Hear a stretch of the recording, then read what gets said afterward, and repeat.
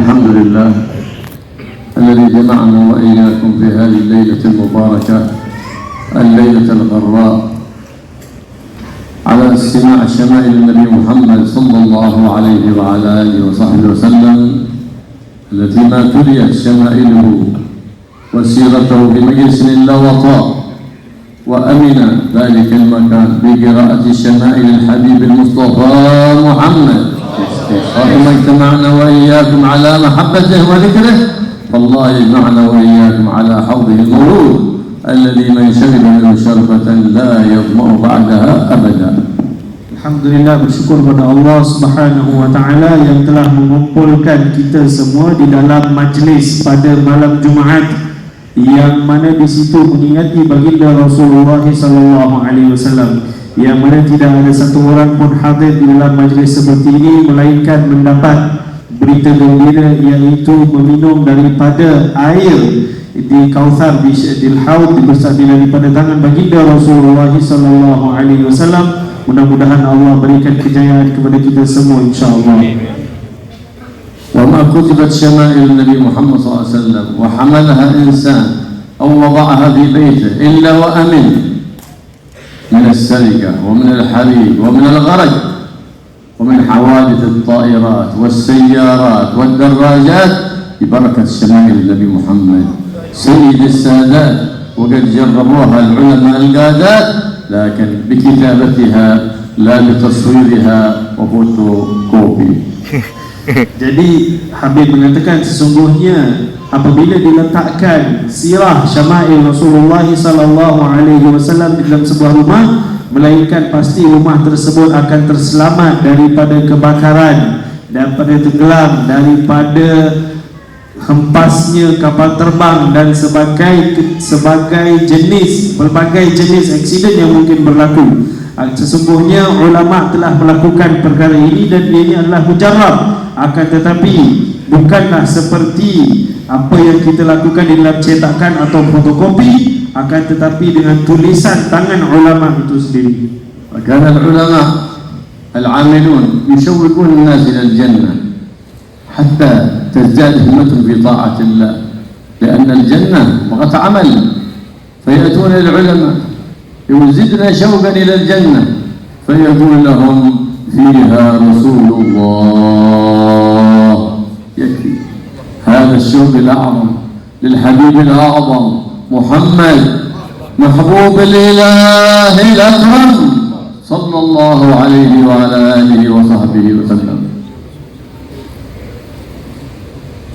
Jadi sesungguhnya tidaklah kita boleh meninggalkan amalan, kerana amal itu adalah membawa kita ke syurga dan juga segala jenis nikmatnya. Akan tetapi sesungguhnya para ulama wassadat, mereka apabila menyebutkan tentang syurga dan isinya, sesungguhnya cara untuk mereka memberikan kita semangat adalah dengan menyebutkan bahawasanya di dalamnya itu adalah baginda Rasulullah sallallahu alaihi wasallam, dan dengan menyebutkan nama baginda sahaja ianya menjadi cukup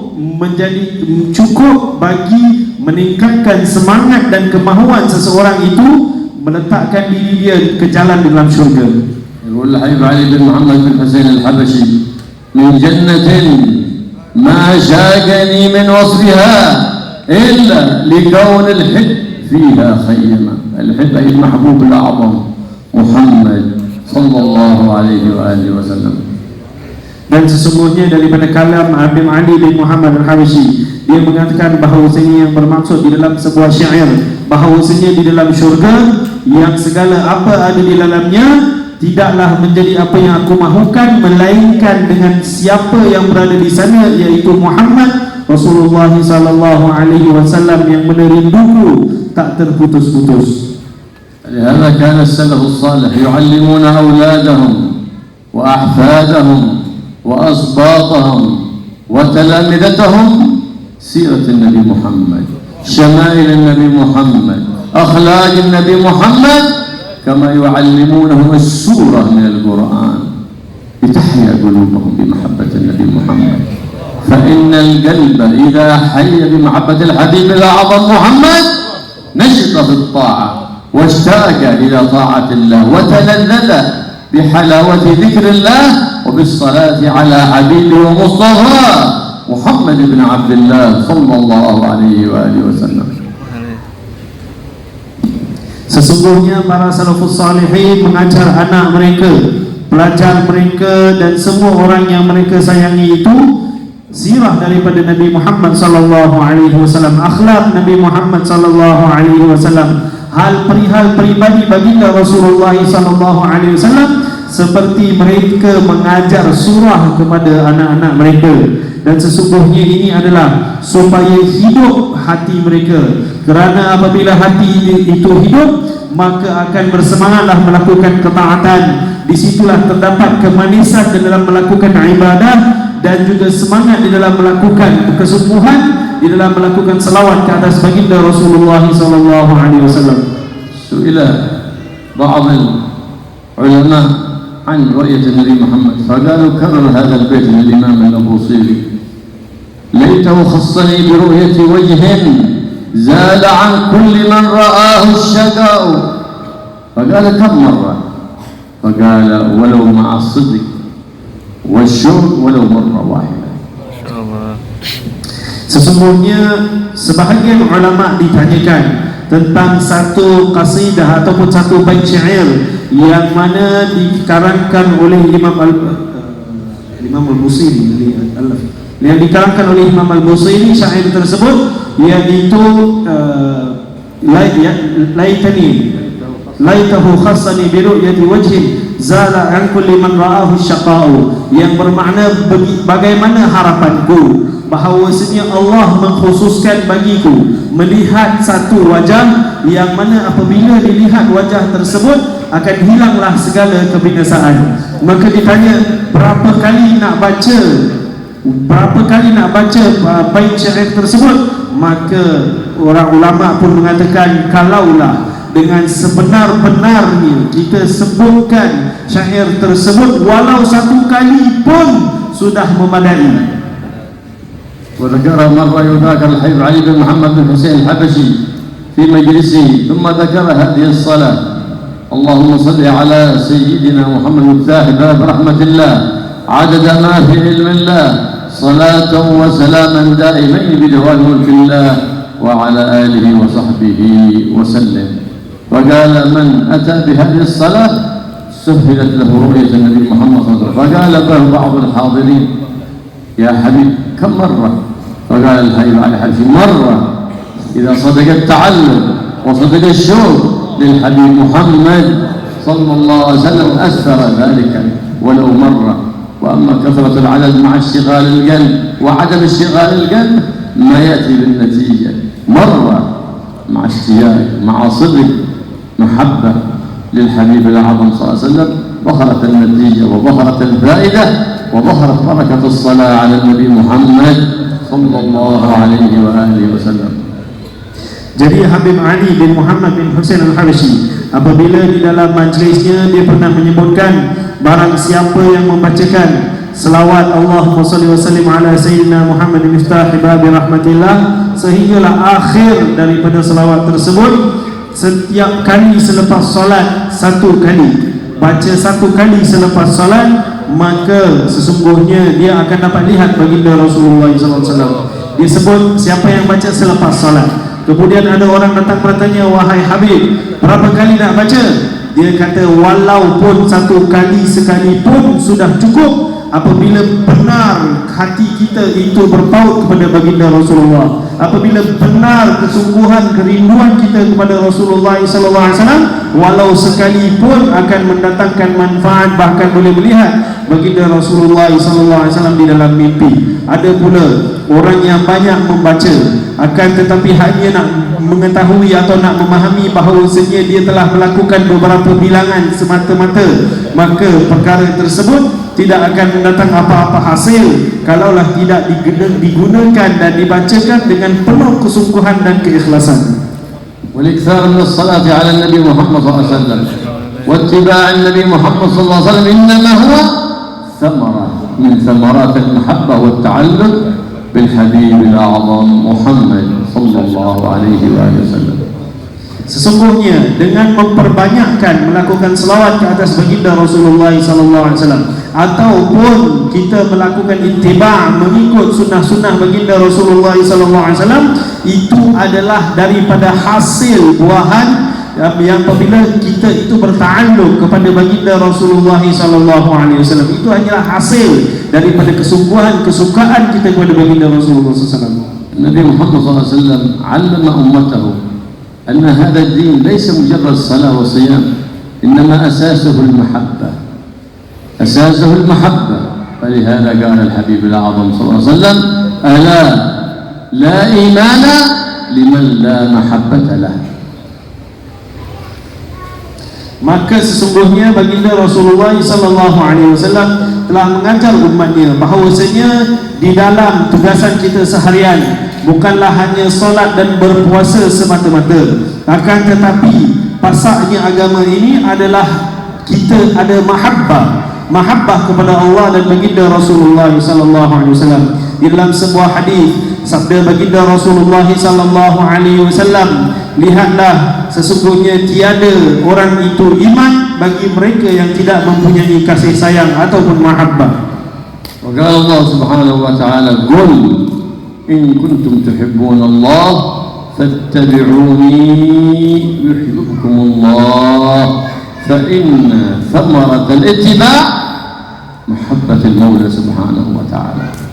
Lihatlah sebagaimana yang Allah Subhanahu wa taala menyebutkan di dalam Al-Quran, wahai Muhammad, katakanlah sesungguhnya kalaulah kamu ini semua mencintai Allah Subhanahu wa taala, maka hendaklah kamu mengikut aku, yaitu baginda Rasulullah sallallahu alaihi wasallam. Maka apa akan jadi kalau kita ikut Rasulullah sallallahu alaihi wasallam? Allah bersambung dan menyebutkan, Allah akan mencintai kamu semua dan mengampunkan bagi kamu semua dosanya. Lihatlah sesungguhnya ittiba' itu, yaitu mengikut jejak langkah baginda Rasulullah sallallahu alaihi wasallam, adalah daripada hasil daripada mahabbah, cinta kepada Allah Subhanahu wa taala. ولا تحصل المحبة إلا لأهل القلوب السليمة التي تخلت عن المهلكات وتحلت بالمنجيات، تصفو لهم المحبة. فإذا صفت المحبة ذهبت الكلفة في العبادة. صام ولم يكن هناك له كلفة، صلى وليس له كلفة، قرأ وتلا وذكر فلا يجد لذلك تلك العبادة كلفة بل لذة وحلاوة. Maka sesungguhnya mahabbah ini ataupun ittiba' dengan sebenar-benar ittiba' tidak akan satu orang dapat melainkan ianya datang daripada hati yang suci dan bersih. Sesungguhnya perkara-perkara ini tidak akan boleh ditempatkan di dalam hati yang penuh dengan kekotoran. Maka sesungguhnya mahabbah ini memerlukan hati yang bersih. Apabila ada mahabbah, maka dilakukan ibadah dengan senang sahaja, tidak ada rasa keberatan. Apabila berpuasa, tidak rasa susah. Apabila melakukan salat, tidak rasa berat. Apabila membaca Al-Quran dan melakukan zikir, sesungguhnya dia tidak rasa perkara itu sebagai satu bebanan, akan tetapi dia akan rasa enak dan juga kemanisan di dalam melakukan ibadah tersebut. نرى في هذا الزمن قد عرجت العقول ولم ترى الحق حق والصواب صواب، بل رأت الصواب باطل والباطل صواب. ذلك لأنها ما تزكت ولا تخلت ولا تحلت، وخدعوها بقولهم العقل السليم في الجسم السليم، وظنوا أن الجري خلف الكرة وخلف اللعب هذا يزكي العقول. لا، العقل السليم في القلب السليم، ولن تنال القلب السليم إلا بالصفاء، ولن تنال الصفاء إلا بثمرة المحبة للحبيب المصطفى محمد صلى الله عليه وآله وصحبه وسلم. Dan sesungguhnya pada zaman ini banyak orang yang memikir akal fikiran, telah melakukan pelbagai andaian yang mana telah menjadikan benda yang salah itu benar, dan benda yang benar itu pula salah. Tidak pula mahu dia hilangkan daripada sifat-sifat yang keji, dan ada pula juga tidak mahu dia untuk menghiasi diri dia dengan sifat-sifat yang murni. Sebahagian akal fikiran memikirkan ataupun menyangkakan bahawasanya boleh main bola kemudian jadi bijaksana dan pandai, ataupun berkejar-kejar berlari-lari, menyangkakan perkara tersebut itu akan memberikan dan menjadikan seseorang itu suci hati. Sesungguhnya tidak. Habib mengatakan dengan suara yang tinggi, tidak, sesungguhnya perkara ini tidak boleh terjadi melainkan dengan proses menyucikan hati. Dan proses menyucikan hati ini pula tidak boleh disempurnakan melainkan dengan mengikuti dan memahami tunjuk ajarnya baginda Rasulullah sallallahu alaihi wasallam.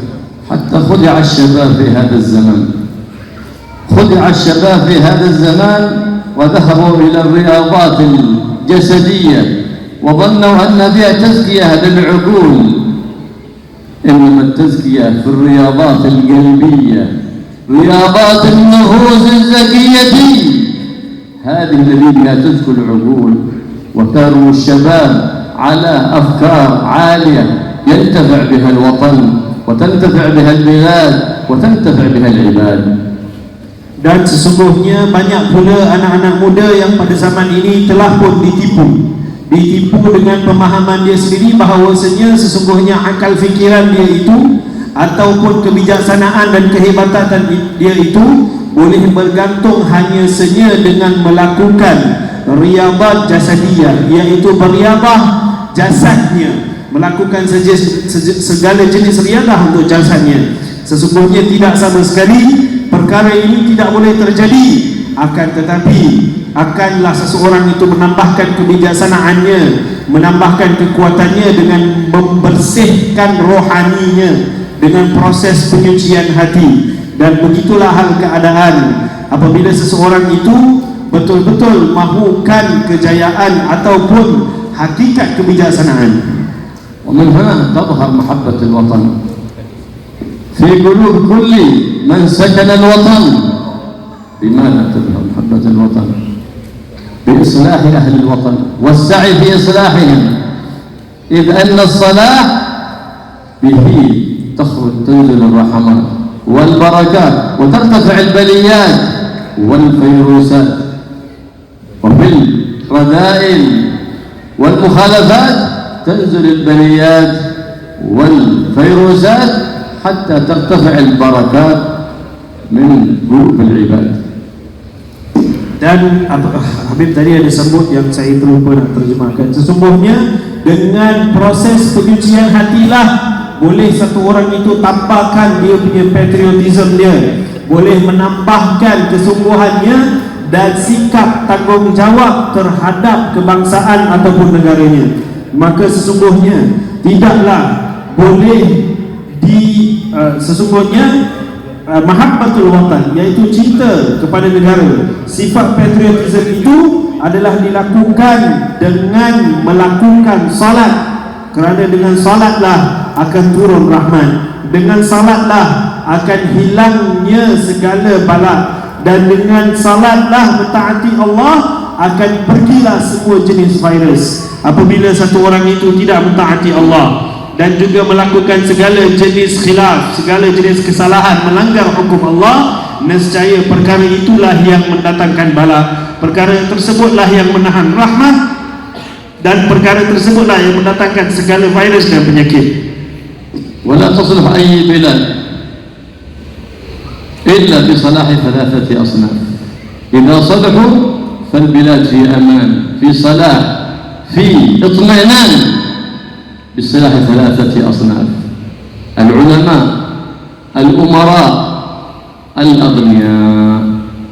نسأل الله أن يكون صاحبنا هذا منهم من الصالحين إن شاء الله. Dan sesungguhnya tidak akan sempurna segala urusan satu-satu negara ataupun satu-satu negeri melainkan dengan apabila diperbaiki tiga golongan ini. Yang pertama sekali adalah golongan ulama, yang kedua adalah golongan pemimpin-pemimpin, dan yang ketiga adalah golongan orang-orang yang berharta. Maka kita minta Allah Subhanahu wa taala kepada tuan punya tempat ini, Ketua Menteri kita, insya-Allah, agar Allah menjadikan dia daripada orang-orang yang baik, insya-Allah. Amin ya rabbal alamin. مجالس بالصلوات فيها البركات وفيها الخيرات لأن فيها كثرة الصلاة على النبي محمد، لكن مع المواظبة على الصلوات في أوقات الصلوات الخمس، ما طول الليل بالصلوات وصلاة الفجر جمع تأخير مع صلاة الظهر ومع صلاة الإشراق. Sesungguhnya selawat ini adalah satu perkara yang sangat bagus dan mendatangkan segala kebaikan dan pelbagai rahmat. Akan tetapi jangan lupa, apabila hadir di dalam majlis selawat,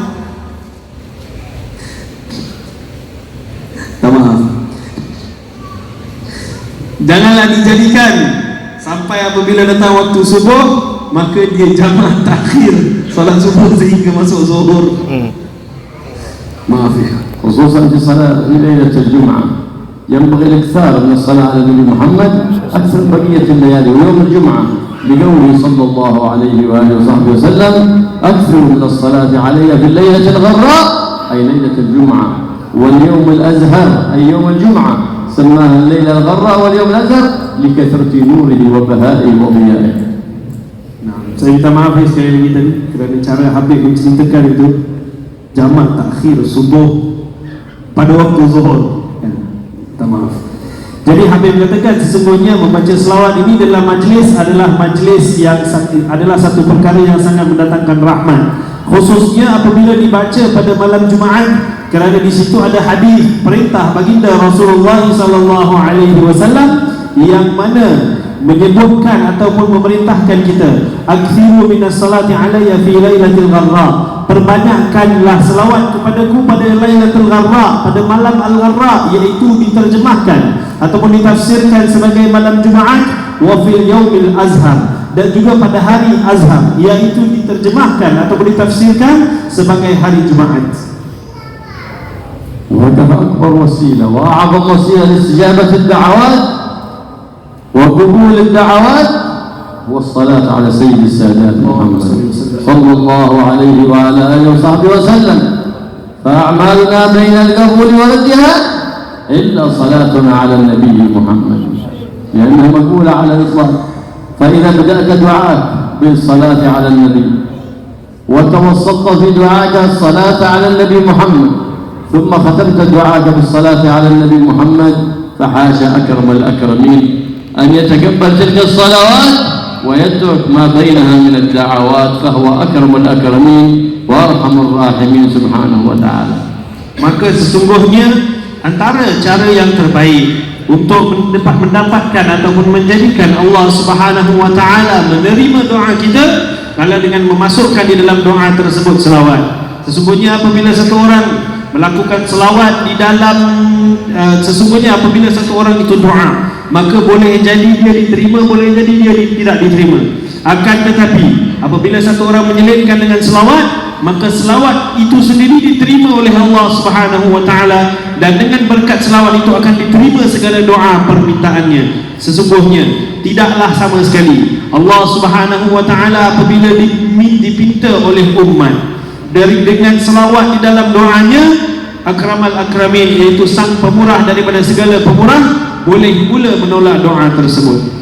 وتظهر ثمرة الصلاة على النبي محمد في الحال إذا صادفت قلبا صافيا عن الأحقاد عن الأغشاش لا يحمل إلا الرحمة لكل العباد. Dan pula berkat selawat itu apabila akan lebih bermanfaat, apabila dia akan datang, kita akan nampak keberkatan dia, kelebihan dia apabila dia kena pada satu orang yang mana hati dia tersebut dia suci daripada segala jenis hasad, daripada segala jenis penyakit-penyakit hati yang boleh ada. Nabi Muhammad SAW كان جالس مع أصحابه كأنه القمر بين النجوم الزهر، إذ دخل رجل بينهما هو جالس يحدث أصحابه سيدخل عليكم رجل من أهل الجنة، وأشار إلى باب في المسجد، فبقي الصحابة بعض ينتظر من هذا الداخل، فدخل رجل لا يعرف بكثير علم ولا كثير عبادة، ثم لما كان في اليوم الثاني قال سيدخل عليكم رجل من أهل الجنة فإذا هو بذلك الرجل يدخل يصلي في المسجد. ثم في اليوم الثالث قال سيدخل عليكم رجل من أهل الجنة فإذا هو ذلك الرجل نفسه يدخل من ذلك الباب. فتعجب الصحابة، فتجرد بعض الصحابة وهو عبد الله بن عمرو رضي الله تعالى عنه ليعرف ما الذي أوصله إلى هذا المقام العظيم وشهادة الحبيب العظيم له بالجنة 3 مرات. فتتبعه حتى وصل إلى بيته وقال له إني بيني وبين أبي مخاصمة وإني أريد أن أبيت عندك الليلة. فجلس عنده الليلة الأولى يراقبه طول الليل، أي عمل يعمل هذا، أي مجاهدات، أي عبادات. فإذا هو نائم طول الليل، فإذا كان قبيل الفجر قام وصلى ركعتين ثم أذن الفجر خرج يصلي في المسجد. والليلة الثانية كذلك والثالثة كذلك. فالليلة الرابعة قال له إنه ليس بيني وبين أبي مخاصمة، لكني سمعت رسول الله صلى الله عليه وسلم يقول سيدخل عليكم رجل من أهل الجنة فدخلت أنت أولا وثانيا وثالثا بأي عمل؟ قال يا أخي ما هو إلا ما رأيت، إلا أني لا أويت إلى فراشي إن كان علي مظلما لا أحد لا أنام حتى أطلب العفو والمسامحة، وإن كان لي على أحد مظلمة سامحته لله. فقال هذا الذي لا يقدر عليه أكثرنا. بهذا الصفاء نال بشارة الحبيب المصطفى محمد صلى الله عليه وآله وسلم. Jadi sesungguhnya ada satu waktu itu baginda Nabi sallallahu alaihi wasallam sampai dia duduk dengan para sahabat radhiyallahu anhum. Para sahabat ini mereka itu seperti bintang gemerlapan, yang mana baginda Rasulullah sallallahu alaihi wasallam pada waktu itu dia menunjuk ke arah masjid. Kemudian dia mengatakan, dia bersabda, baginda sallallahu alaihi wasallam bersabda bahawasanya akan masuk di dalam masjid ini satu orang yang mana dia adalah ahli jannah. Maka sahabat semua tunggu, masuklah satu orang sahabat ini. Satu orang sahabat ini dia bukanlah satu orang sahabat yang diketahui dengan banyak ilmu ataupun banyak ibadah ataupun banyak kesungguhan dalam perkara lain. Masuk pada hari kedua, maka cerita yang sama, baginda Rasulullah SAW mengatakan akan masuk di dalam masjid ini salah satu daripada ahli syurga. Maka kemudian sahabat yang sama masuk. Pada hari ketiga pun baginda Rasulullah melakukan perkara demikian.